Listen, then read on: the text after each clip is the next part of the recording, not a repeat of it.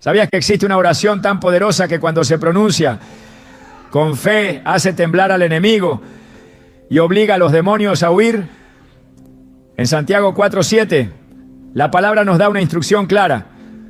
Sométanse a Dios, resistan al diablo y él huirá de ustedes. Este versículo es mucho más que un consejo espiritual. Es una clave de guerra. Nos muestra que hay una autoridad espiritual disponible para todo aquel que se rinde a Dios con un corazón sincero. Hoy veremos cómo una oración hecha desde la sumisión y la convicción se convierte en un escudo impenetrable contra las tinieblas. Te revelaremos cómo orar con poder, qué palabras activar y de qué manera tu clamor puede desalojar toda presencia maligna. Porque cuando un hijo de Dios se arrodilla con fe, el infierno se sacude. ¿Estás listo para entender lo que Dios tiene reservado para ti? Desde tiempos antiguos, los hombres y mujeres de Dios han entendido que la oración no es simplemente un acto religioso, sino una declaración de guerra en el ámbito espiritual. Sin embargo, existe una gran confusión sobre lo que hace que una oración sea realmente poderosa. Muchos creen que se trata del volumen con el que se ora, de palabras elaboradas o de repetir frases una y otra vez, esperando que eso intimide al enemigo. Pero la verdad es mucho más profunda y cuando se comprende, cambia por completo la manera en que uno se acerca a Dios. Porque el poder de la oración no está en la fuerza de la voz, no, sino en la fuerza de la obediencia. En el Evangelio de Lucas, capítulo 10, Jesús envía a 72 discípulos y les da autoridad sobre los espíritus malignos. Ellos regresan emocionados diciendo: Señor, hasta los demonios se nos someten en tu nombre. Y Jesús les responde algo que debería grabarse en el corazón de cada creyente. Vi a Satanás caer del cielo como un rayo. Miren que les he dado autoridad, pero no se alegren de que los espíritus se les sometan, sino alégrense de que sus nombres están escritos en el cielo. Lucas 10, 18 a 20. Este pasaje revela que la autoridad espiritual no es un espectáculo, no es un acto externo, es una consecuencia de una posición interna. Es el resultado de una vida alineada con Dios. Cuando una persona se somete verdaderamente a la voluntad de Dios, su oración no nace desde la ansiedad ni desde el miedo, sino desde la certeza. Una certeza que brota del Espíritu y que el mundo espiritual reconoce de inmediato. Santiago 4:7 lo declara con claridad. Sométanse pues a Dios, resistan al diablo y huirá de ustedes. La clave está en el orden. Primero viene la sumisión, después la resistencia. Y solo entonces ocurre la huida del enemigo. No es al revés. No se puede resistir al diablo con éxito si antes no se ha rendido la vida completamente a Cristo. Hay una escena poderosa en el libro de los Hechos que nos muestra esta verdad con claridad. 7 hijos de un sacerdote llamado Esceva intentaron expulsar demonios usando el nombre de Jesús, pero lo hacían sin tener una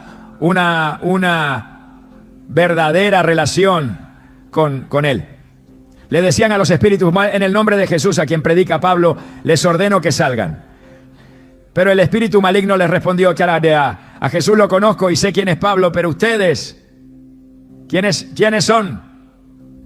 Hechos 19:15. Y lo que ocurrió después fue una humillación pública. Los demonios los atacaron y los dejaron heridos y desnudos. Este relato no solo es impactante por su crudeza, sino porque expone una verdad espiritual esencial. El enemigo no teme a quien solo conoce de Jesús, teme a quien vive con Jesús. Vivir con Jesús significa caminar en integridad, en obediencia, en comunión diaria. No es perfecto el que ora con poder, sino el que permanece en él.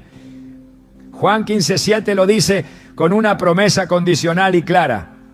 Si permanecen en mí y mis palabras permanecen en ustedes, pidan lo que quieran y se les concederá. El poder de la oración no proviene de nuestra elocuencia, sino de nuestra permanencia.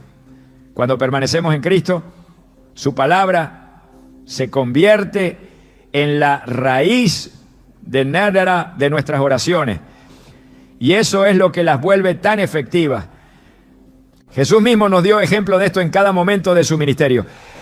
Antes de hacer milagros, antes de confrontar a los fariseos, antes de alimentar multitudes o resucitar muertos, él se retiraba a lugares solitarios para orar. Marcos 1:35 dice: muy de madrugada, cuando todavía estaba oscuro, Jesús se levantó, salió de la casa y se fue a un lugar solitario donde se puso a orar. No lo hacía para cumplir un ritual, sí, sino porque su comunión con el Padre era la fuente de su poder. Cuando descendía del monte, ya no descendía solo, descendía lleno del respaldo celestial. Por eso cuando hablaba, los demonios huían, los enfermos sanaban y los corazones se quebrantaban. Porque hablaba desde la autoridad que da la intimidad con Dios. Hoy muchas personas buscan fórmulas rápidas para orar con poder. Quieren resultados sin transformación, autoridad sin obediencia y milagros sin santidad. Pero el reino de Dios no funciona así. En el mundo espiritual no se negocia con apariencia, se opera por legalidad. Y la única manera de obtener legalidad espiritual es mediante la rendición total, no parcial, no ocasional, no emocional, total. Recordemos la historia de Daniel. Era un joven exiliado en Babilonia, rodeado de una cultura que lo empujaba a adorar ídolos, a comprometer su fe, a rendirse al sistema del mundo. Pero él decidió permanecer firme. Oraba 3 veces al día, aún sabiendo que eso podía costarle la vida. ¿Y qué ocurrió? Fue lanzado al foso de los leones, pero Dios cerró la boca de la fiera. ¿Por qué? Porque Daniel no solo oraba con los labios, oraba con su vida. Y eso hizo que el cielo respondiera y el infierno retrocediera. Cuando vives en obediencia, tu oración se convierte en una extensión de la voluntad de Dios. No estás pidiendo desde tu carne, estás clamando desde su propósito. Y eso es lo que hace que las cadenas se rompan, que las puertas se abran, que los demonios huyan, porque no eres tú hablando. Es el Espíritu Santo hablando a través de ti. Muchas veces nos preguntamos por qué nuestras oraciones no parecen tener efecto. Sentimos que hablamos y no pasa nada, pero antes de culpar a Dios, debemos examinar si estamos verdaderamente alineados con Él. El Salmo 66:18 advierte: si en mi corazón hubiera abrigado maldad, el Señor no me habría escuchado. Esto no significa que debamos ser perfectos para que Dios nos escuche, sino que debemos ser sinceros. Él no espera perfección, pero sí espera entrega, espera humildad, arrepentimiento, disposición.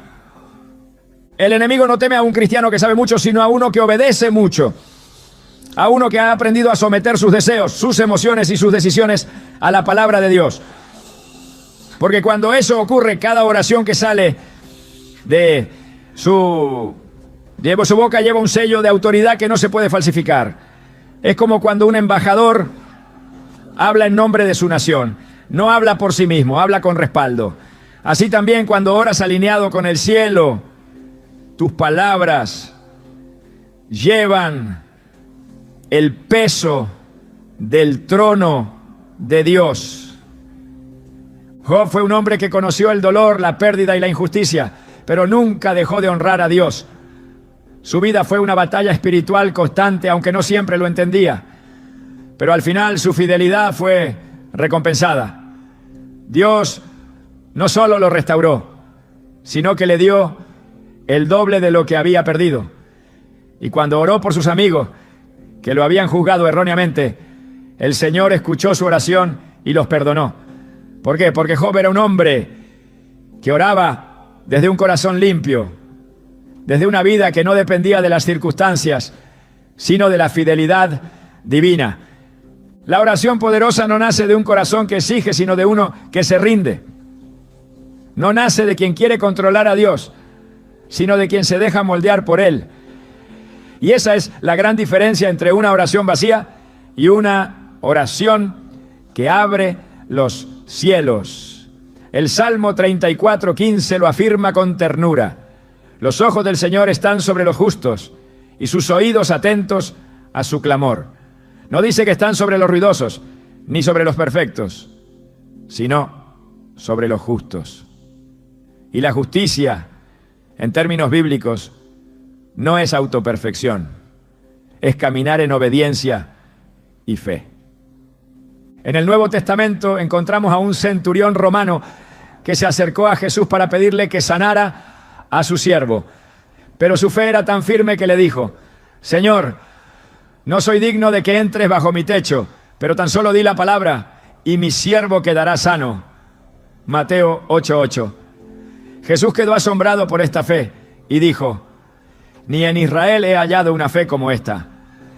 Y en ese mismo instante su siervo fue sanado.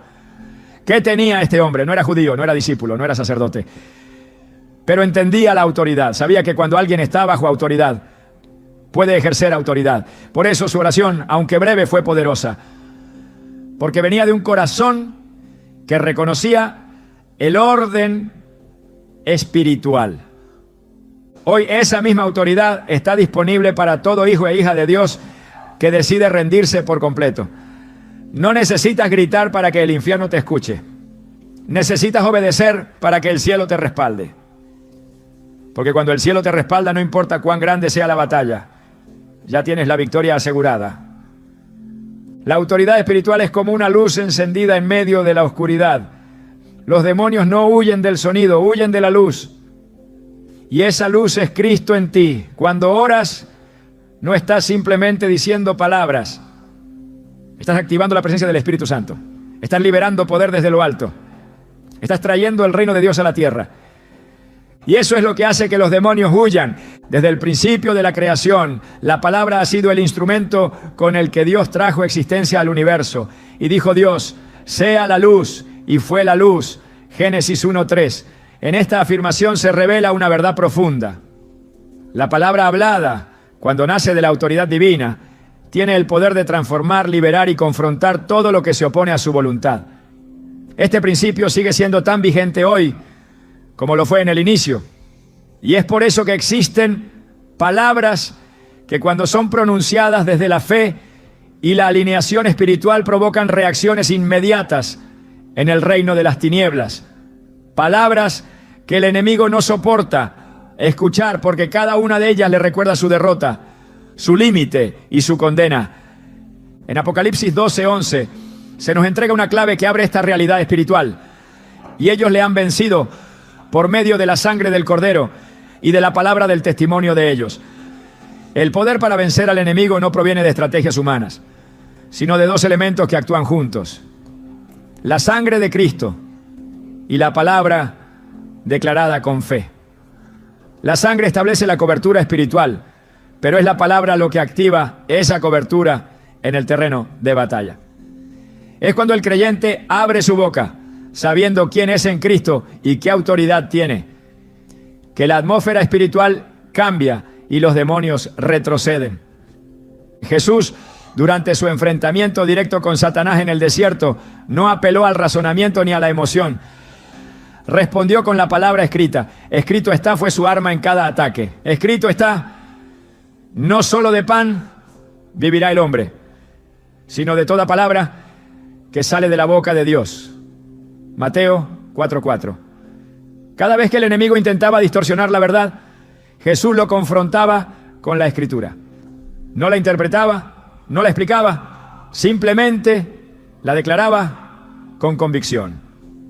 Porque en el reino espiritual, la palabra de Dios es una espada. No una metáfora, sino una realidad activa.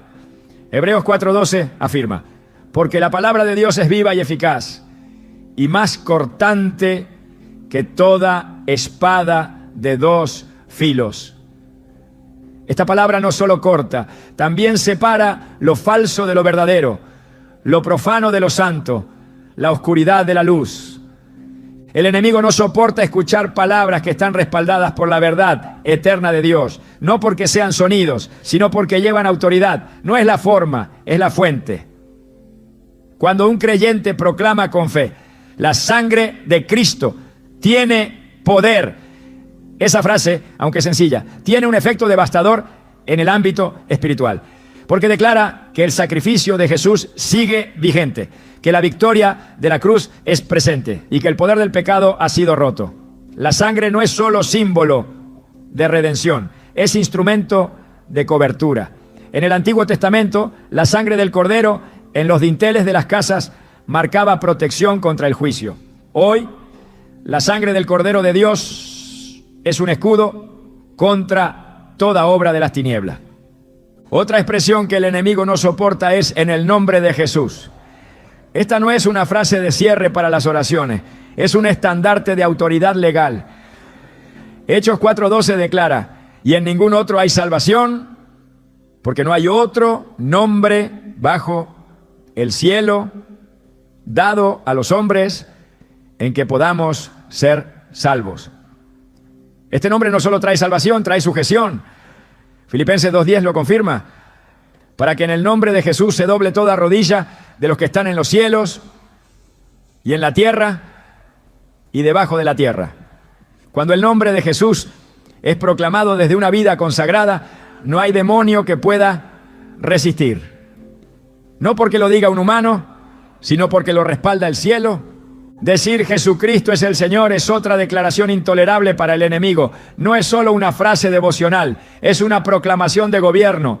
En Romanos 10:9 se enseña que esta declaración hecha con fe y convicción es la puerta a la salvación. Porque reconocer a Jesús como Señor no es una fórmula, es un acto de rendición y de reconocimiento de autoridad suprema. Cada vez que esa verdad es verbalizada, se está recordando al enemigo que él fue destronado, que su tiempo está contado y que su poder está limitado por aquel que venció la muerte. Otra palabra que el infierno no soporta es libertad. Porque donde está el Espíritu del Señor, allí hay libertad. 2 Corintios 3:17. Y cada vez que esa palabra es declarada sobre una vida, una familia o una situación oprimida, se está invocando la presencia activa del Espíritu de Dios, quien rompe yugos, desata cadenas y restablece lo que fue robado. El enemigo trabaja por esclavizar, por atar, por engañar, pero cuando se pronuncia libertad con fe, ese sistema de opresión comienza a desmoronarse. Hay momentos en los que declarar la verdad de la palabra no es opcional, es urgente, porque en medio del conflicto espiritual, lo que determina el resultado no es la cantidad de oraciones, sino la calidad de lo que se declara. Salmo 91 es un claro ejemplo de una proclamación que repele al mal. El que habita al abrigo del Altísimo morará bajo la sombra del Omnipotente. Diré yo a Jehová, esperanza mía y castillo mío, mi Dios, en quien confiaré. Esta afirmación no solo expresa confianza, establece territorio. Porque el que declara esta palabra con fe reconoce a Dios como su refugio y expulsa cualquier otra autoridad que quiera dominar su vida. El enemigo también retrocede ante palabras que exaltan el poder de la resurrección. Jesucristo ha resucitado, no es una frase de Pascua, es una declaración de derrota absoluta para el reino de las tinieblas. Porque el mayor poder del enemigo era la muerte. Y Cristo la venció. Romanos 6:9 nos asegura, sabiendo que Cristo, habiendo resucitado de los muertos, ya no muere. La muerte no se enseñorea más de él. Y si no puede tocar al que está en Cristo, tampoco puede tener derecho legal sobre aquellos que están cubiertos por su sangre. Cuando los creyentes entienden el valor de lo que dicen, comienzan a usar su boca como instrumento de guerra espiritual. Proverbios 18:21 lo establece. La muerte y la vida están en poder de la lengua. No es una alegoría, es una ley espiritual.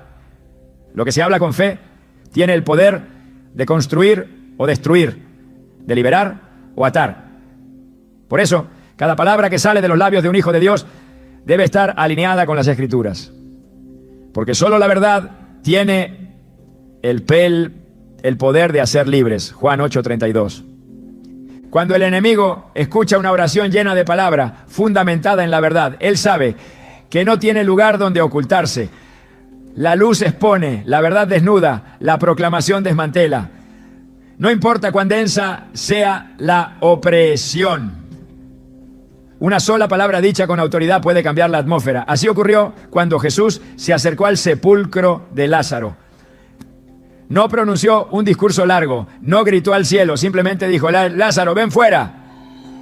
Juan 11:43. 3 palabras, pero 3 palabras llenas de autoridad divina. Y la muerte tuvo que soltar al que había retenido. En ese mismo poder Jesús confrontó espíritus inmundos. En Marcos 1:25, ante un hombre poseído, él ordenó: cállate y sal de él. Y el espíritu inmundo, reconociendo que no podía resistir esa palabra, salió. Este patrón se repite una y otra vez en los evangelios. Jesús hablaba y los demonios obedecían, no por la fuerza de su voz, sino por la pureza de su autoridad. Hoy el cuerpo de Cristo ha recibido esa misma autoridad, no para usarla con ligereza, sino para ejercerla con responsabilidad.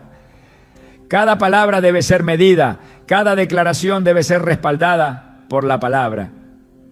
No se trata de frase vacía, sino de convicciones profundas. No es repetir lo que otros dicen, sino declarar lo que uno cree. Por eso no todas las oraciones tienen el mismo peso. Solo las que están fundadas en la verdad, habladas con fe y alineadas con el propósito divino, tienen el poder de hacer que los demonios huyan. Esta es la razón por la cual el enemigo trabaja incansablemente para distorsionar lo que se dice. Si logra que un creyente hable desde la duda, desde el miedo, desde la confusión, entonces esas palabras no tienen efecto. Pero cuando el creyente se levanta en la verdad de la palabra, en la identidad de Cristo y en la autoridad del Espíritu Santo, entonces cada palabra que pronuncia se convierte en fuego consumidor para el adversario. La oración poderosa no necesita ser larga, necesita ser verdadera, no necesita impresionar, necesita alinearse con el cielo.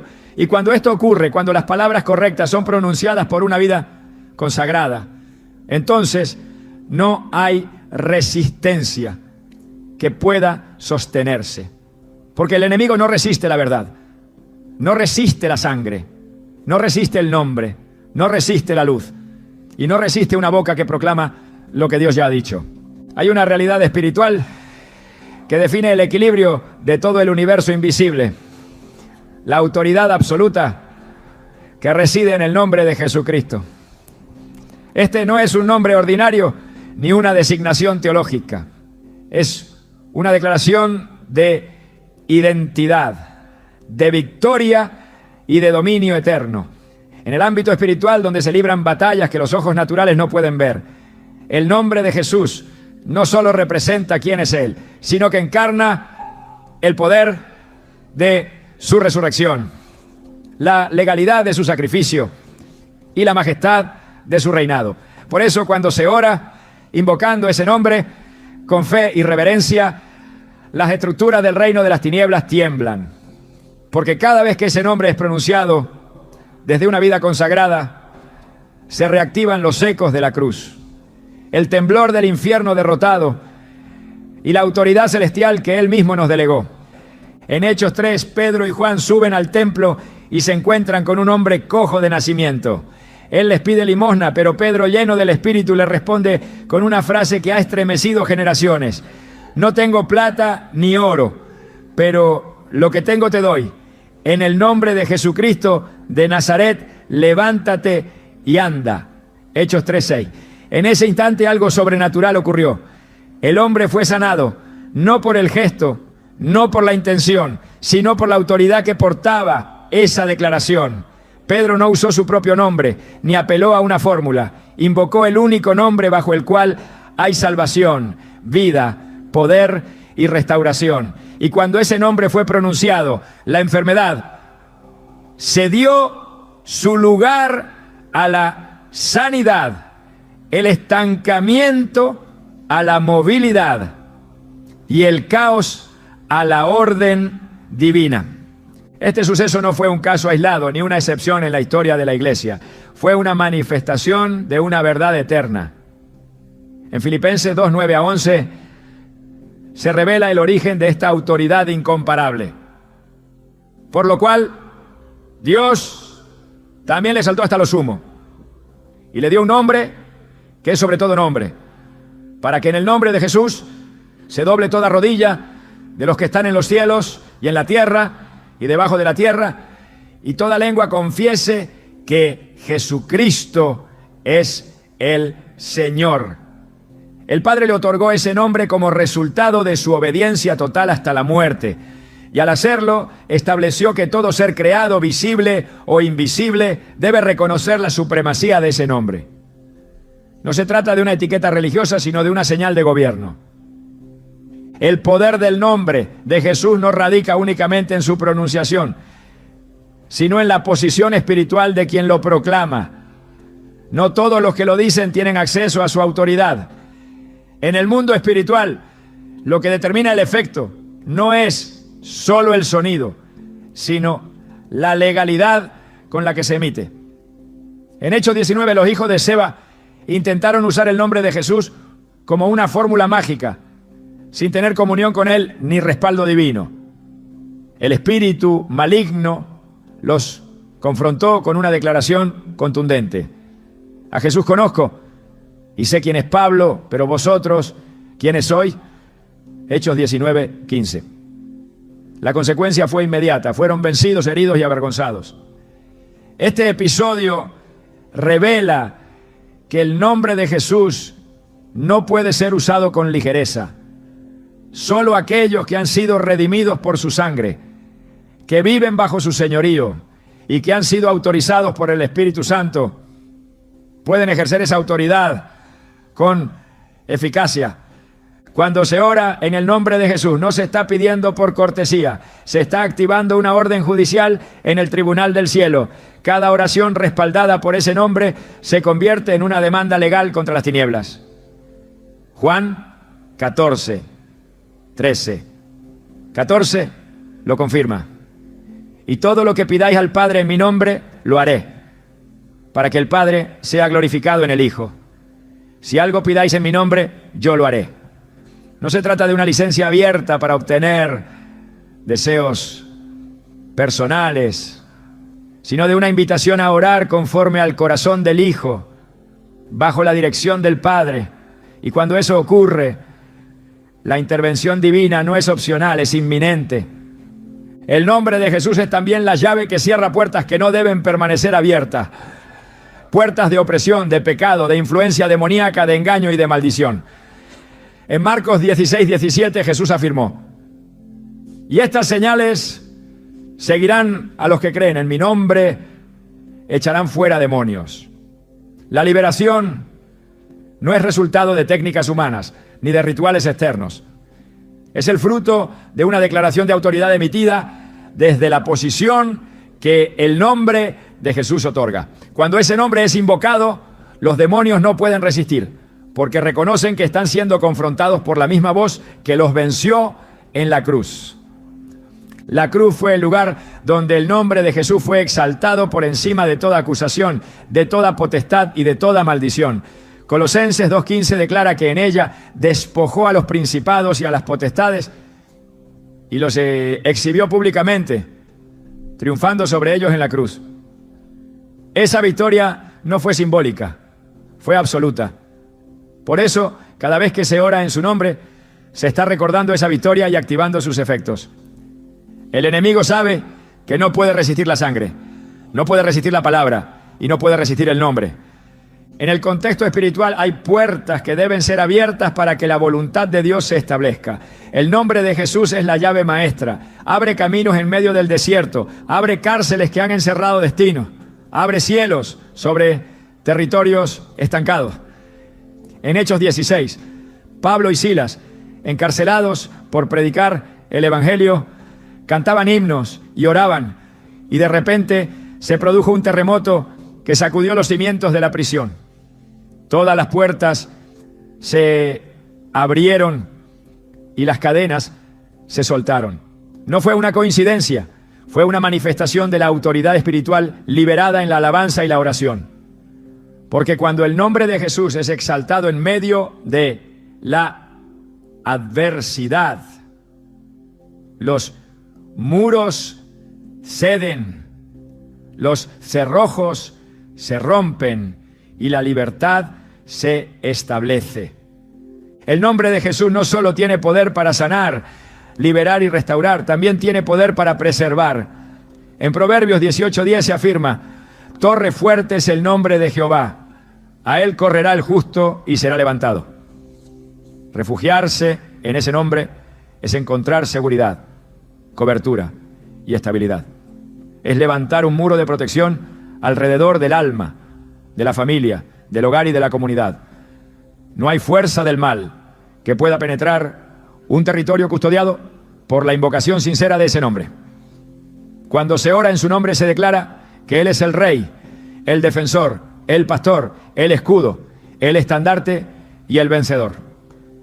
La iglesia primitiva entendió esta verdad. Por eso oraban, predicaban, sanaban, bautizaban y proclamaban en el nombre de Jesús.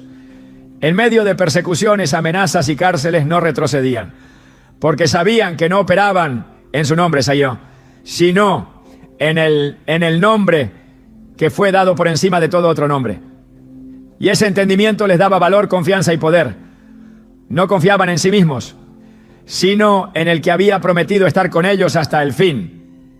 El nombre de Jesús no ha perdido su poder. Su eficacia no está sujeta a los tiempos ni a las culturas.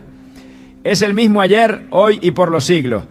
Cuando se ora en ese nombre, se activa el respaldo de toda la historia de redención, se convoca la atención del cielo y se confronta la estructura del mal. No existe oscuridad que pueda resistir esa luz. No existe fortaleza que pueda resistir esa autoridad.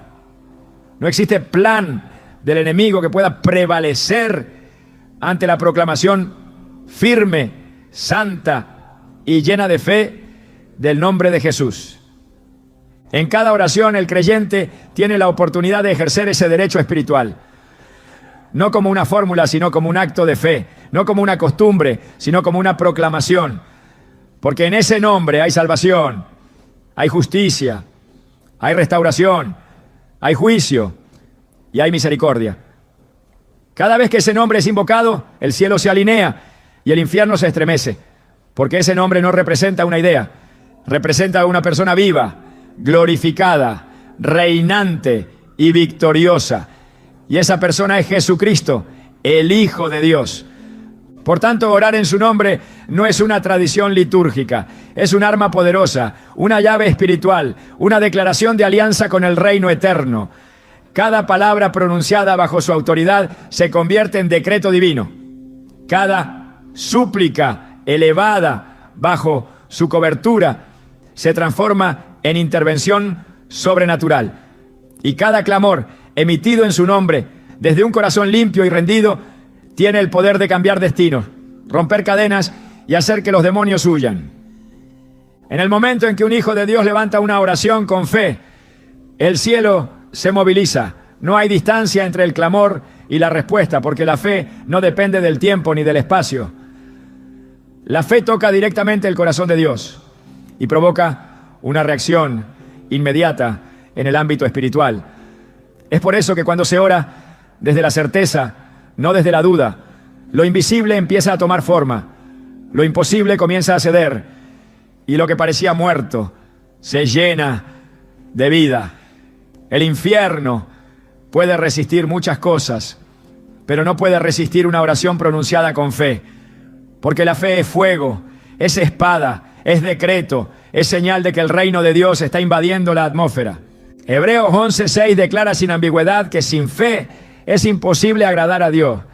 Y eso revela que cualquier tipo de oración que no esté impregnada de fe no solo carece de poder, sino que tampoco encuentra eco en el cielo.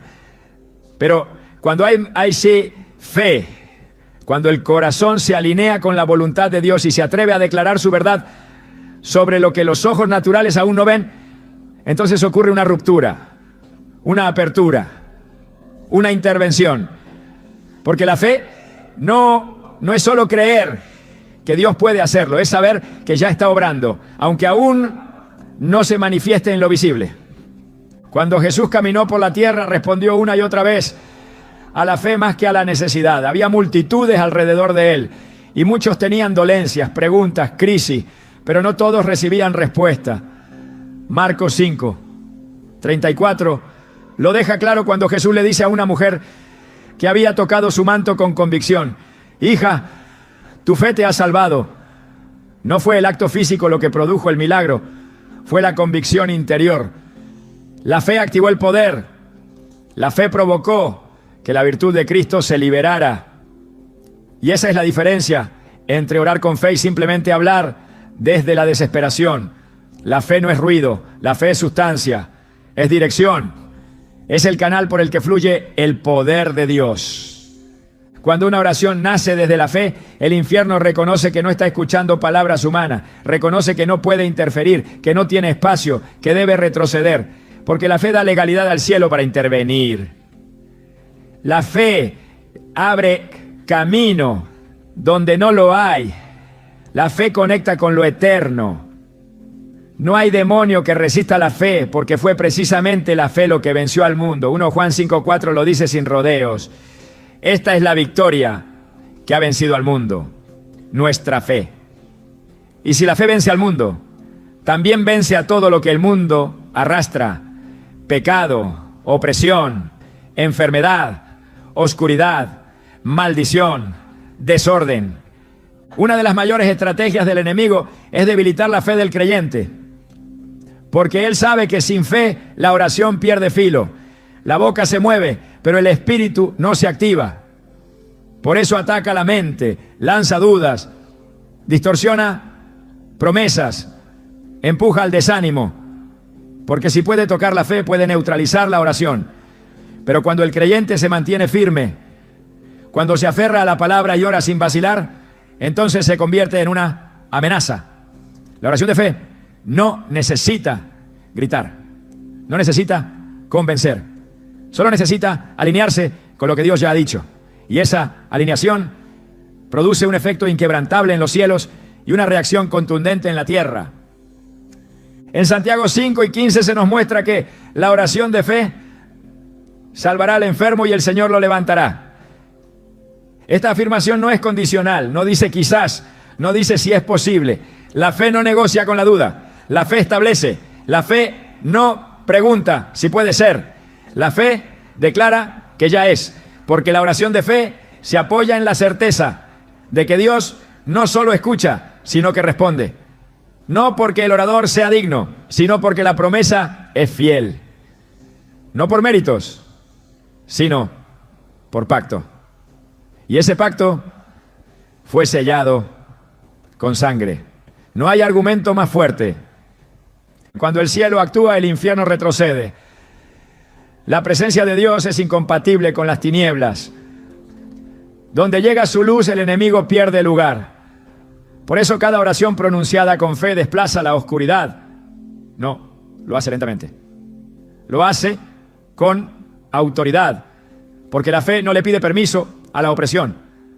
La fe no pregunta si puede entrar. La fe entra, toma terreno y restaura el orden original. Y esa es la esencia del reino. Un reino que avanza con violencia espiritual, con decretos de verdad, con declaraciones de justicia. En Mateo 17:20, Jesús enseña que si alguien tiene fe como un grano de mostaza, puede decir a una montaña que se mueva y se moverá. Esa montaña puede representar cualquier obstáculo, cualquier espíritu de estancamiento, cualquier fortaleza que el enemigo haya levantado. No importa su tamaño, su historia, ni su raíz. Si hay fe, se mueve, porque la fe no necesita volumen, necesita pureza. No necesita fuerza humana, necesita enfoque espiritual. Y cuando la fe se expresa en oración, la montaña reconoce que no está frente a un mortal, sino frente a una palabra que lleva el sello del cielo. El infierno reconoce la voz de la fe, no porque sea diferente en tono, sino porque lleva peso. Un peso que nace de la intimidad con Dios, del conocimiento de su palabra, de la vida rendida a su voluntad. Es por eso que no se puede fingir la fe. Se puede imitar el lenguaje, repetir frases, copiar oraciones, pero el enemigo no reacciona a lo superficial. Reacciona a lo genuino, a lo que ha sido cultivado en el secreto, en la intimidad, en la comunión diaria. Porque la fe verdadera no se improvisa, se forma. Y una vez formada, no puede ser detenida. Romanos 10:17 establece que la fe viene por el oír y el oír por la palabra de Dios. Eso significa que mientras más palabra hay en el corazón, más fe se genera. Y mientras más fe, más poder hay en la oración. Una oración que nace del conocimiento profundo de la Escritura es como una flecha lanzada con dirección precisa. No se desvía, no se detiene, da en el blanco, porque la palabra y la fe no se contradicen. Caminan juntas, se potencian, se refuerzan. Cuando una persona ora con fe, no solo está hablando, está ejerciendo gobierno. Está diciendo, yo me alineo con la voluntad del Padre y declaro que su propósito prevalecerá. Y eso no es una súplica vacía, es una sentencia, es una proclamación, es una forma de tomar territorio espiritual, porque la fe transforma la oración de una reacción humana en una operación celestial. El enemigo no puede anticipar ni detener esa clase de oraciones, porque no se basan en emociones, se basan en principios eternos. El libro de Daniel muestra que desde el primer día en que el profeta dispuso su corazón a buscar entendimiento, su oración fue escuchada. Aunque la respuesta se demoró 21 días por una guerra espiritual. El cielo ya había actuado desde el inicio. Eso revela que cuando hay fe, no hay oraciones ignoradas. Hay batallas en curso. Y esas batallas se ganan no al insistir con ansiedad, sino al permanecer con fe. Porque cada palabra dicha con convicción alimenta la resistencia, fortalece a los mensajeros celestiales y acelera la victoria. El infierno no se preocupa por quienes oran sin fe, pero se sacude ante quienes oran creyendo, porque esa fe desata fuego, activa ángeles, paraliza ataques, rompe ciclos. Esa fe no necesita señales externas para mantenerse, porque se sostiene sola, se alimenta de la verdad, se afirma en lo eterno. La oración que nace de esa fe no retrocede, no cede, no se adapta, va al frente. Y cuando una vida se atreve a orar así, se convierte en un instrumento que el cielo usa para desmantelar planes ocultos, frustrar estrategias de las tinieblas y levantar estandartes de justicia. Cada oración con fe es un paso más en la conquista espiritual. Es una acción que, aunque invisible, tiene efecto tangible. Puede restaurar familias, cerrar ciclos de maldición, romper cadenas generacionales, abrir puertas que parecían selladas por siglos. No es una idea bonita, es una realidad que se activa en el mundo invisible y se manifiesta en lo natural. Porque la fe no solo mueve el corazón de Dios, también empuja al enemigo fuera del camino. Y por eso huye. No por miedo al creyente, sino por la autoridad que reconoce en esa oración cargada de fe viva. En el ámbito espiritual las palabras no son suficientes. El enemigo no se impresiona por lo que se dice, sino por lo que se vive. Una oración poderosa no se mide por su intensidad emocional ni por su elocuencia, sino por la vida que la respalda. Porque los demonios no huyen por temor a las frases aprendidas, sino por la autoridad espiritual que emana de un corazón que vive en obediencia. No se trata de repetir lo correcto, sino de encarnar lo verdadero.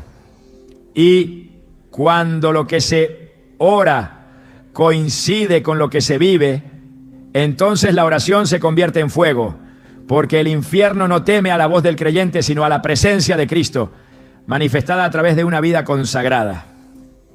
Hechos 19 revela una escena espiritual contundente. 7 hombres intentaron usar el nombre de Jesús para expulsar demonios sin tener una relación auténtica con Él. al enfrentarse al espíritu maligno, fueron confrontados con una verdad que sigue vigente. A Jesús conozco y sé quién es Pablo, pero vosotros, ¿quiénes sois? Hechos 19:15. El enemigo sabía quién era Jesús, conocía la autoridad de Pablo, pero no reconocía a los que simplemente imitaban palabras sin tener respaldo. Esa declaración no fue una pregunta retórica, fue una denuncia espiritual, porque el mundo invisible distingue entre aquellos que solo hablan de Dios y los que caminan con Dios. Una vida que respalda su oración con obediencia se convierte en una amenaza real para las tinieblas. El enemigo no puede tocar a quien vive en santidad, porque la santidad no es perfección humana, es separación para Dios. Es una vida que ha decidido apartarse del pecado no por legalismo, sino por amor. Es una existencia que ha entendido que no se puede invocar al Dios vivo con los labios, mientras el corazón permanece lejos de su voluntad. Isaías 29:13 señala este conflicto con claridad. Este pueblo se acerca a mí con su boca y con sus labios me honra, pero su corazón está lejos de mí. No hay autoridad espiritual en una oración desconectada del corazón. No hay respaldo divino donde no hay alineación con su palabra. Una oración respaldada por una vida de comunión es como una orden sellada por el trono celestial. El enemigo no puede resistir esa clase de intercesión porque sabe que está frente a un representante legítimo del reino. La autoridad espiritual no se improvisa, se cultiva en lo secreto, en el altar íntimo, en el lugar donde se muere a uno mismo para vivir para Cristo. Cuando esa muerte ocurre, la oración se transforma. Ya no nace de la necesidad personal, sino del deseo de establecer el gobierno de Dios sobre la tierra. Y ese tipo de oración es la que desarma al adversario. Santiago 5:16 dice que la oración eficaz del justo puede mucho. El énfasis no está solo en la oración, sino en el justo, porque es el carácter de quien ora lo que sostiene el poder de lo que se dice. La justicia no es autoimpuesta, es otorgada por gracia. Pero esa gracia demanda una respuesta. La oración del justo no es una oración mecánica, es una oración viva, llena de convicción, nacida de una vida coherente. Esa coherencia espiritual es lo que hace que cada palabra pronunciada en oración tenga eco en el cielo y repercusión en la tierra. No hay duplicidad, no hay contradicción, no hay división interior, hay alineación. Y donde hay alineación con el reino, hay respaldo del cielo. En el Salmo 24 se plantea una pregunta clave. ¿Quién subirá al monte del Señor? ¿Y quién estará en su lugar santo? La respuesta es inmediata: el limpio de manos y puro de corazón. La limpieza no es superficial. Las manos limpias reflejan acciones rectas. El corazón puro revela motivaciones santificadas. Cuando ambos elementos se combinan, entonces la oración se eleva como incienso agradable. No se desvanece, no rebota, no se dispersa. Llega directo al trono. Y desde ese trono, la autoridad desciende para ejecutar lo que ha sido orado. Una de las causas por las que muchas oraciones no tienen impacto es la desconexión entre lo que se dice y lo que se vive. La autoridad espiritual requiere coherencia. No se puede declarar libertad cuando se vive en esclavitud. No se puede reprender al enemigo mientras se le concede acceso a través del pecado.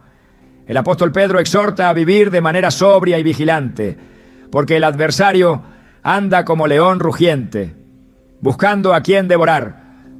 1 Pedro 5:8. Esa búsqueda no es aleatoria. El enemigo busca grietas y cada acto de desobediencia abre una puerta. Por eso, la oración poderosa nace de una vida cerrada al pecado y abierta a la dirección del Espíritu. La comunión con Dios es lo que determina el nivel de autoridad con el que se ora. Jesús no solo oraba con poder, vivía en constante comunión con el Padre. Marcos 1:35 muestra cómo, aún en medio de un ministerio exigente, Él se apartaba a orar. No lo hacía para cumplir una disciplina, sino porque sabía que su autoridad no provenía de la multitud, sino del secreto. Cuando enfrentó a los demonios, no discutía, ordenaba, porque su vida de santidad respaldaba cada palabra. Y el enemigo reconocía esa autoridad. La autoridad espiritual también se manifiesta en la resistencia al pecado. Hebreos 12:4 señala que no hemos resistido hasta la sangre en la lucha contra el pecado. Esa resistencia no es una carga, es una señal de dominio espiritual. Cuando se elige la obediencia, a pesar del costo, se fortalece el músculo de la autoridad. Y cada vez que se vence una tentación, se afianza un nivel más profundo de respaldo divino. Entonces, cuando se ora, esa vida de resistencia tiene peso. El enemigo lo sabe. No puede acusar, no puede infiltrar, no puede confundir. Porque la oración no viene de un lugar de debilidad, sino de victoria. Proverbios 28, uno declara que el justo es valiente como un león. Esa valentía no es emocional, es espiritual. No nace del temperamento, nace de la certeza de estar cubierto por la justicia de Dios. Cuando un creyente ora desde esa identidad, no lo hace temblando ante el enemigo. Lo hace desde la posición de hijo, de coheredero, de embajador. Y el infierno lo reconoce. Porque esa oración no es genérica, es específica, no es temerosa, es firme, no es insegura, es determinada. En 2 Corintios 10, 4-5, Pablo enseña que las armas de nuestra milicia no son carnales, sino poderosas en Dios para la destrucción de fortaleza. Pero esa destrucción requiere obediencia. El versículo 6 añade que se están prontos para castigar toda desobediencia cuando la obediencia esté cumplida. Esta revelación espiritual es contundente. No se puede ejercer autoridad sobre lo ajeno si no se ha establecido obediencia en lo propio. Solo cuando se ha alineado la vida se puede confrontar el caos externo. Porque la obediencia no es una opción, es la base de todo gobierno espiritual. El Salmo 15 también plantea quién habitará en el tabernáculo de Dios. Y la respuesta vuelve a girar en torno a la integridad. El que anda en integridad y hace justicia. El que no calumnia. El que honra al que teme al Señor. El que no cambia aunque haga daño. Este perfil no describe perfección, describe compromiso. Describe una vida que ha entendido que la oración no es solo lo que se dice de rodillas, sino lo que se respira cada día. Y cuando esa vida ora, su voz no es solo suya, es un eco de la voz del cielo. El libro de Apocalipsis muestra que las oraciones de los santos son recogidas como incienso en copas de oro ante el trono de Dios. Apocalipsis 5:8. No todas las oraciones, las de los santos, es decir, las de aquellos que han sido apartados para Dios, que viven rendidos a su voluntad. Esas oraciones no se pierden, no se olvidan, no se desechan, son almacenadas, valoradas, procesadas, y cuando se vierten sobre la tierra, traen juicio, liberación, transformación, porque fueron emitidas desde un corazón que vive lo que proclama. Una vida que respalda su oración con obediencia, integridad y rendición no necesita defenderse ante el enemigo, porque el enemigo ya reconoce esa autoridad.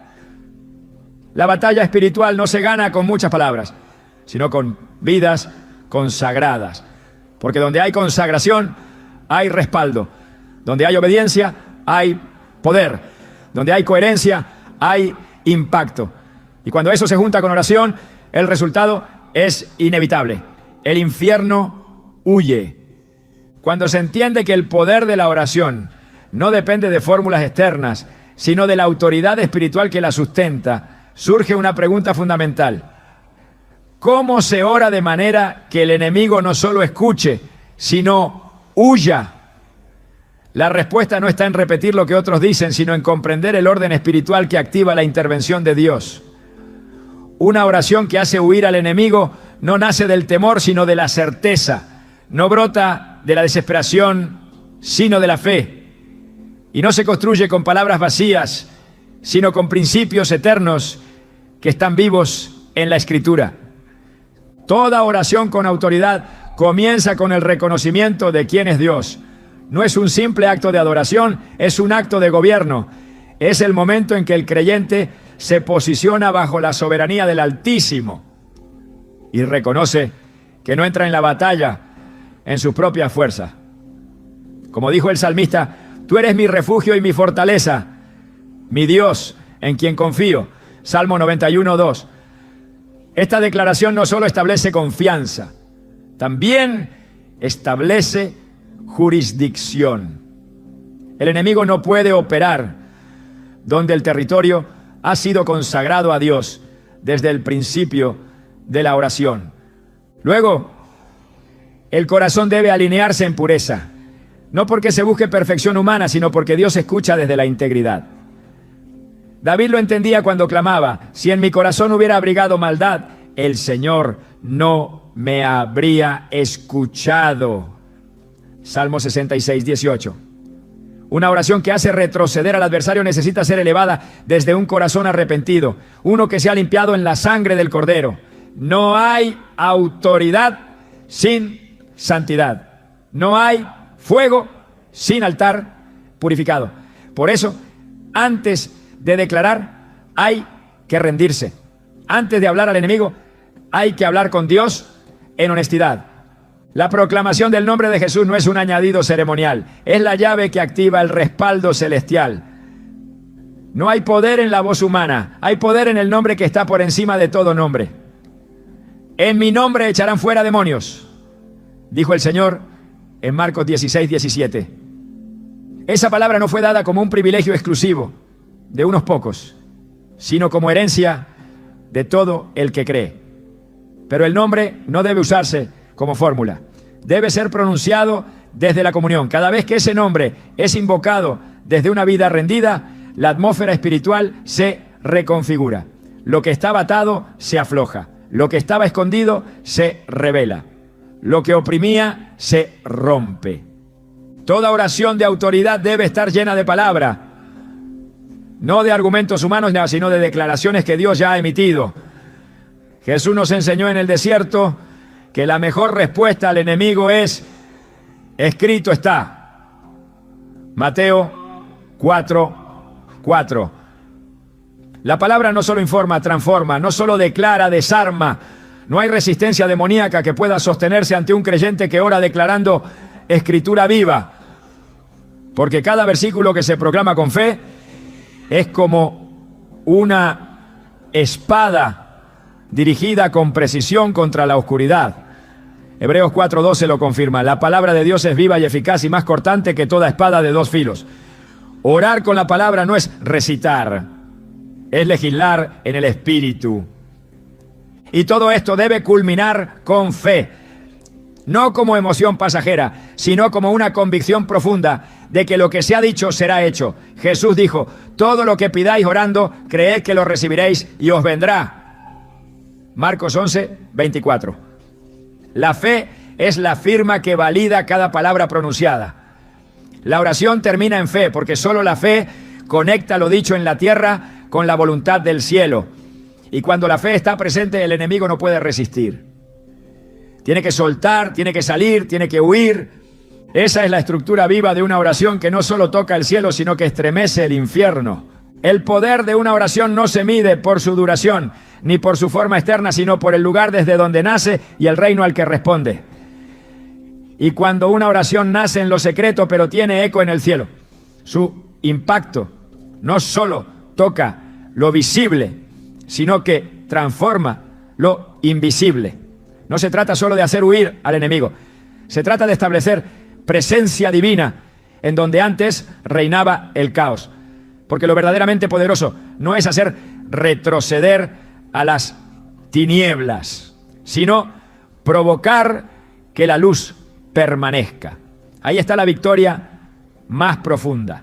No solo en la confrontación, sino en la ocupación. No solo en lo que se expulsa, sino en lo que se establece.